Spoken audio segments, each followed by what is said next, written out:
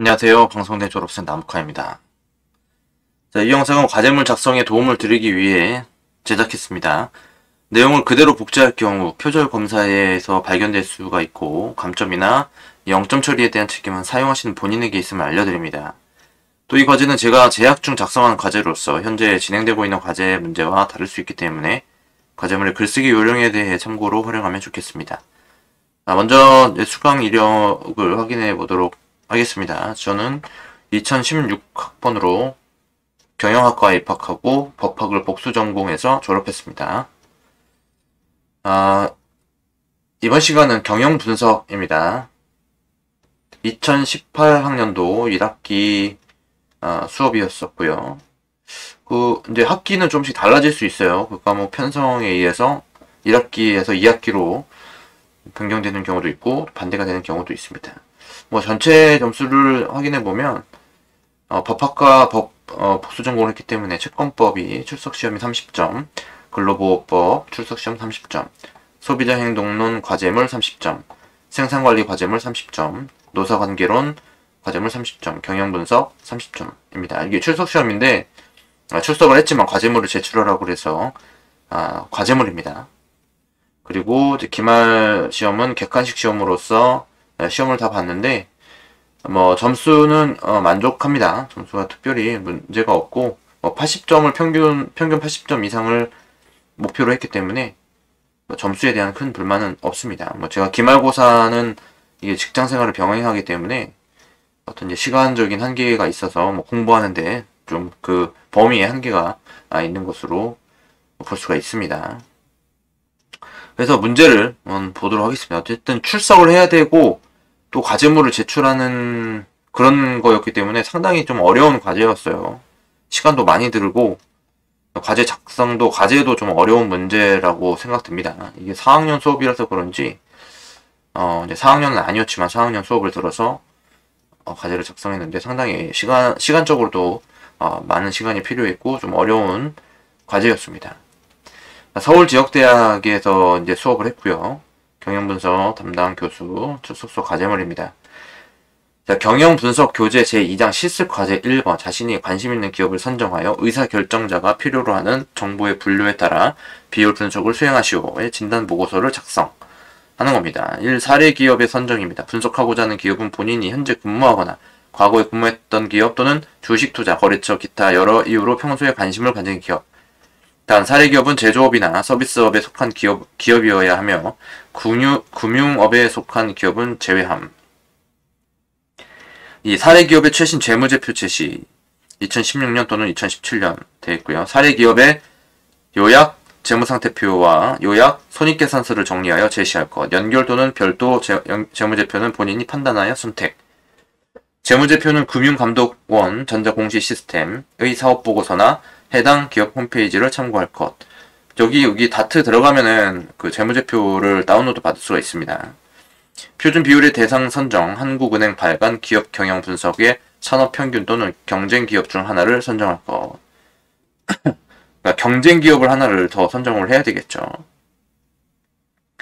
자, 비율 분석의 수행, 교재 제2장의 내용을 참조하여 유동성 비율, 레버리지 비율, 활동성 비율, 수익성 비율, 성장성 비율에 대해 1. 재무 비율의 공식과 계산 과정. 2. 표준 비율. 해당 기업의 재무 비율과 표준 비율을 비교하여 그 기업의 경영 상태를 진단하고 부문별로 계산 방안을 제시할 것. 단순히 계산 결과만 제시하는 것이 아니라 원인과 처방을 경제, 산업, 기업 관점에서 종합적으로 제시하여야 함. 산업평균 비율을 표준 비율로 활용할 경우 한국은행이 발간한 2016년도 기업 경영 분석 2017년 발간을 참조하여 구할 것. 마감일 있습니다. 마감일은 좀 여유있게 줬던 것 같습니다. 보통 이제 출석 수업을 하면은 그 다음 주 토요일에 출석 시험을 보게 되는데 이 과제는 3주 이상의 기간을 줬던 것으로 기억을 합니다. 충분히 여유있게 시간을 줬지만 어쨌든 부족한 거는 맞는 거겠죠.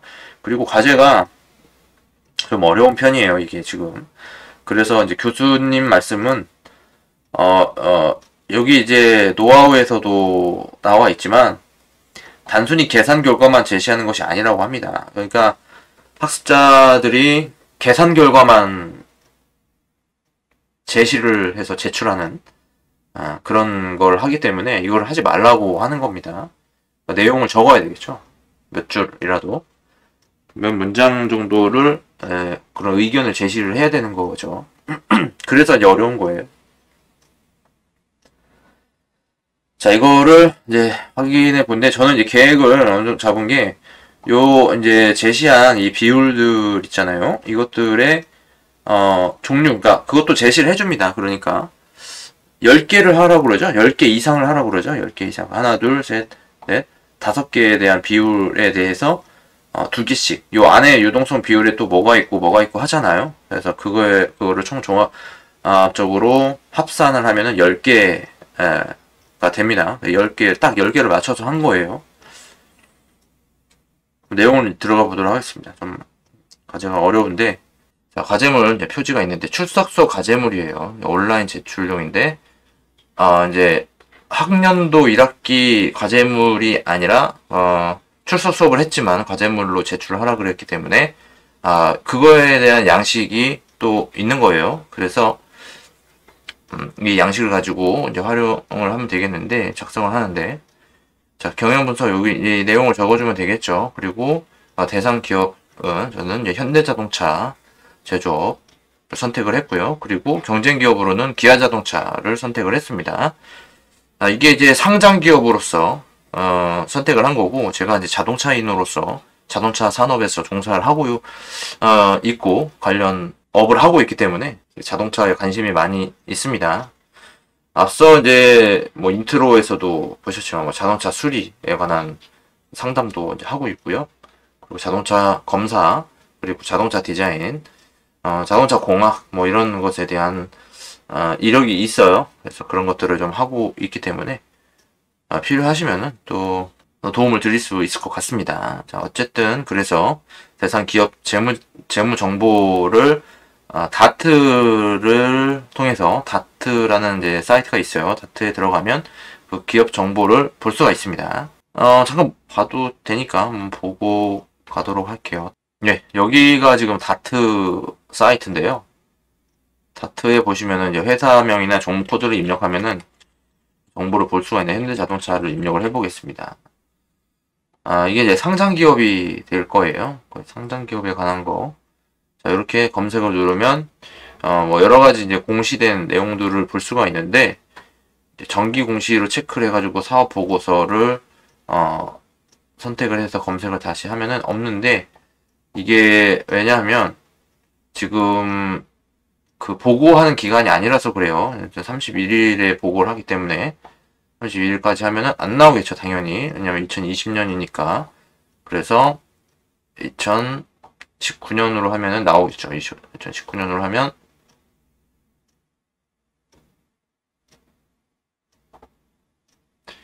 하나가 나오겠죠. 그죠? 자, 여기서 사업보고서를 누르면 여기에 요약 재무 정보가 나와 있고, 연결 재무제표를 봐야 돼요. 이 회사는 연결 재무제표고 52기가 되겠습니다. 제가 했던 과제는 49기를 가지고 했는데, 지금은 이제 이전 재무상태표가 52기까지 나와 있고, 이번에 31일이 되면은 53기가 나오겠죠. 그래서 이러한 이제 자료를 가지고 이제 활용하면 되겠고, 유동자산이 이렇게 보니까 51기에는 좀 줄었어요. 그죠? 52기 2018년도에는 조금 이제 줄었는데, 52기에는 2019년에서의 유동자산은 좀 늘어났네요. 물론 현금성 자산, 현금성 자산은 줄었습니다. 오히려 줄었는데, 오히려 50기보다도 더 줄었어요. 51기에서는 더 줄었고, 근데 보니까 이제 늘어난 것이 있겠죠. 어떤 것이 늘어나냐면 재고자산이 늘어났네요. 재고자산. 차를 못 파는 건가요? 뭐 그런 것 같아요. 그럴 수도 있고 아닐 수도 있고 모르겠습니다. 그리고 금융업 채권이 늘어났는데, 금융업으로서 이제 매출이, 그러니까 자산이 늘어난 거죠. 업을 통해서 사업한 자산이 늘어났다, 이렇게 볼 수가 있습니다. 비유동 자산도 이건 비유동자산은 유동자산이 아니기 때문에 이것도 비유동자산도 늘어났지만, 그리고 유동부채가 있는데 유동부채도 늘어났어요. 부채의 증가는 그러니까 빚이 증가하는 거죠. 빚이 증가하는 거고, 그러니까 미지급금이 증가가 됐네요. 그리고 유동성 장기부채도 증가가 있었습니다. 52기, 지금 53기가 어떻게 나오는지를 보면은 기업의 지금, 물론 이제 주식 상황은 현재 올라가고 있죠. 굉장히 많이 이제 올라가고 있는 상황인데, 53기의 재무 상태표를 보면은 기업이 어떤 식으로 가고 있는지를 좀 구분을 하고, 또 내년에 또 성과가 어떻게 났느냐에 따라서 진짜 현대자동차의 그 전망을 한번 논해볼 수 있는 그런 시기가 다가오지 않겠는가, 그런 예상을 해볼 수가 있을 것 같습니다. 아무튼 뭐 이게 중요할 수도 있는데 이게 중요한 게 아니라서 지금 얼른 넘어가도록 할게요. 자, 요 정도의 그 재무상태표만 볼 줄 알면 되는 거고, 그러니까 52기의 매출액은 이제 증가를 했어요. 그죠? 그러니까 유동자산도 이제 증가를 했기 때문에 보면 당연한 결과라고 생각을 합니다. 매출액은 증가했지만 영업이익을 보면은 영업이익도 역시 증가를 했고, 당기순이익도 증가를 한 것을 확인할 수가 있습니다. 자, 2018년에는 역시 뭐 상당히 좀 안 좋았던 것 같아요. 근데 올해 결과가 어떻게 나올지 좀 기대가 되긴 해요. 아무튼 이렇게 확인을 해볼 수가 있습니다. 그러면 이제 내용으로 들어가겠습니다. 정말로. 자, 이렇게 이제 확인이 됐고, 그리고 연결 손익계산서, 이거는 선택사양이었었죠. 잠시 다시 한번 확인해 보면,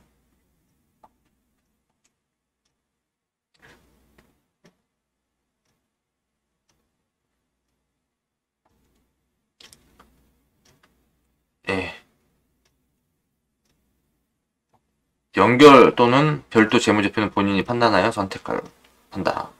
그죠? 연결은 어쨌든 선택사항입니다. 자, 이렇게 해서 한국은행 산업평균 재무정보도 가져와서 비교를 하면 되겠고요.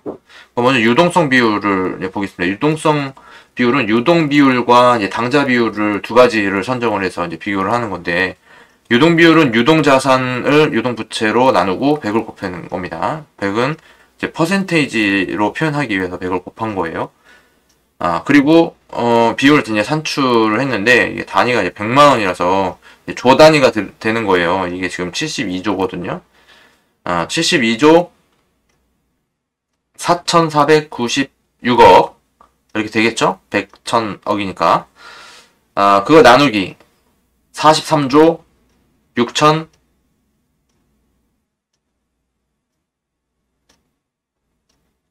이렇게 됩니다.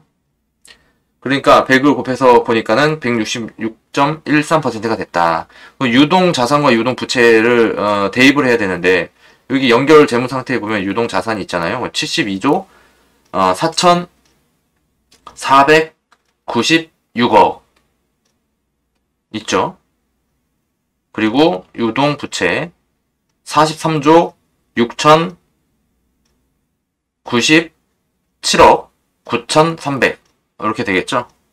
예, 어렵습니다. 이게 뭐 굳이 뭐 제가 뭐 단위를 읽으려고 하니까 뭐 그렇긴 한 건데, 뭐 단위는 그냥 정해놓고 그냥 숫자만 계산하면 되는 거라서 뭐 계산하는 거는 큰 어려움은 없습니다만, 아무튼 그래서 산업평균도 이 유동자산 있죠? 전체 요 금액, 그리고 유동부채 여기 있잖아요. 유동부채 이 금액을 대입을 한 거죠. 그래서 134.81%가 나왔는데, 이건 직접 계산한 겁니다. 이거는 이제 제시된 거고, 그 자료에 제시된 비율과 이거 직접 계산한 비율에 약간의 오차가 있었던 점. 그러니까 똑같으면은 뭐 그냥 하나만 했을 텐데 달라서 왜 그런지 좀 파악을 좀 해보고 싶었습니다. 그리고 경쟁 기업인 기아자동차에 대한 유동 비율을 계산해보면 128.71%가 나왔습니다. 평가를 해보면 유동 비율은 기업의 단기 지급 능력을 판단하는 지표로 비율이 높을수록 지급 능력이 양호합니다. 이렇게 되어 있죠. 그러니까 단기 지급 능력이라고 했는데 왜냐하면 유동자산, 유동이라는 것 자체가 1년 이내를 기준으로 해서 1년 이내에 현금 및 현금화할 수 있는 자산을 유동자산이라 하는 거고, 그리고 비유동자산은 이제 1년 이상 자산을 비유동자산이라고 표현을 하기 때문에 1년 이내를 단기라고 보는 겁니다. 그래서 단기 지급 능력을 판단하는 지표가 되는 거고요. 대상 기업인 현대자동차의 유동 비율은 166.13%로 산업평균의 유동 비율인 134.81과 경쟁 기업인 기아자동차의 유동 비율인 128.71%보다 높기 때문에 단기 지급 능력이 우수합니다. 그죠? 그 유동, 현금화할 수 있는 자산이 많이 있다는 거예요. 부채 대비. 부채는 이제 빚이니까 갚아야 되는 거고, 자산은 이제 자산인 거니까, 내가 보유한 자산인 거니까. 그러니까 자산은,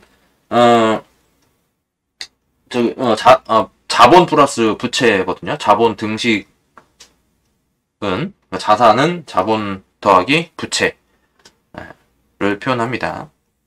그러니까, 이제 유동 부채, 사실은 유동 그 부채가 어느 정도 비율을 가지고 있는지를 판단을 하는 거죠.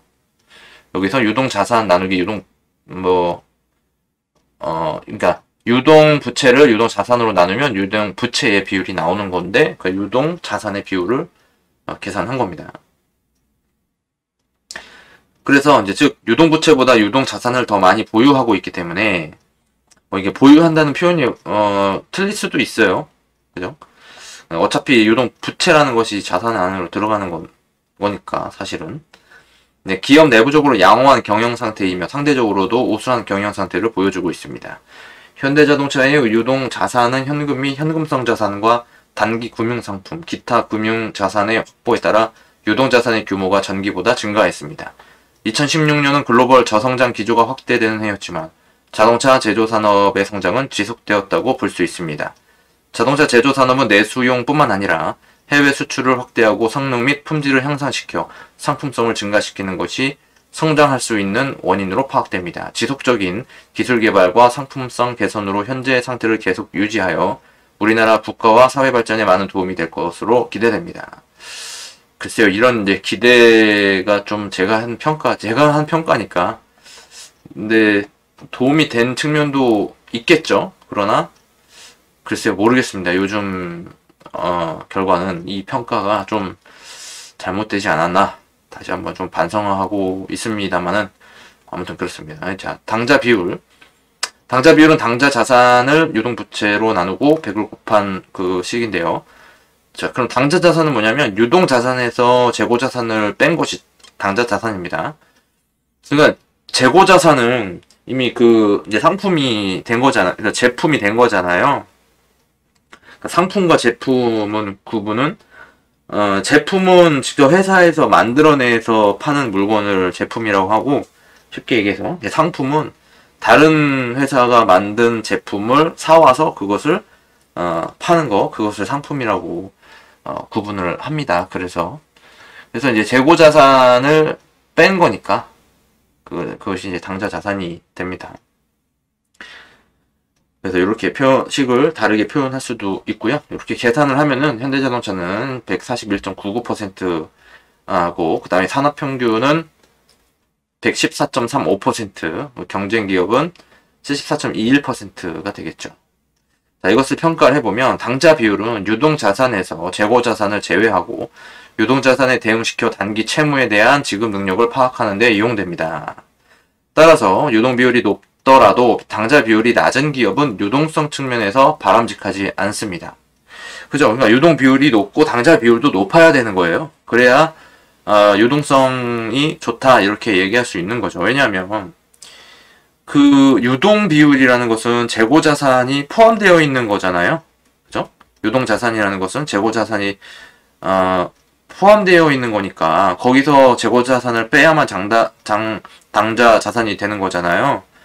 유동 자산에 재고 자산이 포함되어 있는 거니까. 근데 그것을 이제 재고 자산을 당장 현금화 시킬 수 있는 건 아니잖아요. 물건을 팔아야만 그것이 현금화가 되는 거기 때문에 그것을 이제 보장할 수 없는 거라고 볼 수가 있어요. 그러니까 1년 이내에 당장 팔 수도 있지만 그 1년이 넘어갈 수도 있는 거잖아요. 재고라는 것이 언제 팔릴지는 모르는 거기 때문에 그래서 유동성 측면에서 바람직하지 않다고 얘기를 하는 겁니다.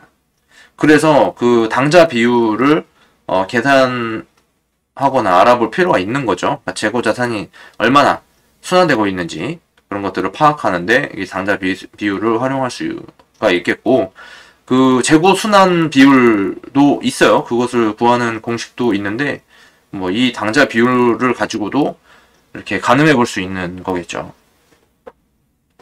현대자동차의 당좌 비율은 141.99%, 그리고 산업평균 지표의 당좌 비율은 114.35%, 경쟁기업인 기아자동차의 당좌 비율은 74.21%입니다. 따라서 현대자동차가 현금화할 수 있는 자산의 비율이 가장 높습니다. 이러한 원인은 현대자동차에서 생산되는 최종재와 중간재 보유기간이 짧다고 평가할 수 있습니다. 그죠? 이제 상대적으로 그런 겁니다. 최종재, 중간재 보유기간이 짧은 거죠. 재고자산이 적다는 것은, 그래서 짧은 재고 보유 기간은 곧 상품의 판매량과 연결될 수 있습니다.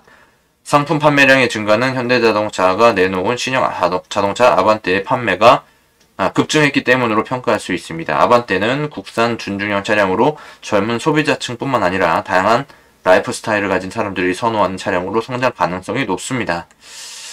제가 이제 당시에 이제 평가를 한 건데, 제 나름대로 평가를 했지만, 뭐, 맞는 얘기도 있는 것 같고, 또 이런 이제 기대 같은 거, 그런 것들은 뭐 정확하게 맞아 떨어지지는 않는 점, 그런 것들이 있습니다. 어쨌든 이런 기대를 가지고 주식이나 그런 것들을 이제 매매를 했다면, 주식 이제 매수를 하는 데 있어서는 조금, 올해가 2020년도인데, 올해가. 2020년도에는 코로나 사태 때문에 주식이 좀 약간 폭락했다가, 후반기에 와서, 이렇게, 말년에, 그냥 높게 이제 상승하고 있는 추세이긴 하지만, 어쨌든 뭐 그런 점에서는 뭐, 그 현대자동차를 평가하는 데 있어서, 어느 정도는 좀, 효과가 있지 않았는가, 네, 그렇게 이제 판단하고 있습니다. 자, 아무튼 그래서 이제 여기까지 하고요. 이번 시간에는 여기까지 하고, 다음 시간에 레버리지 비율, 그리고 활동성 비율, 수익성 비율, 성장성 비율에 대해서 분석을 해보도록 하겠습니다. 다른 문의사항 있으시면은 메일로 연락을 주시고요. 과제 작성하시는데 도움 하시거나, 퇴고 같은 거 원하시면은 메일로 연락을 주시면은 제가 답변 드리도록 하겠습니다. 그럼 이상 마치겠습니다. 감사합니다.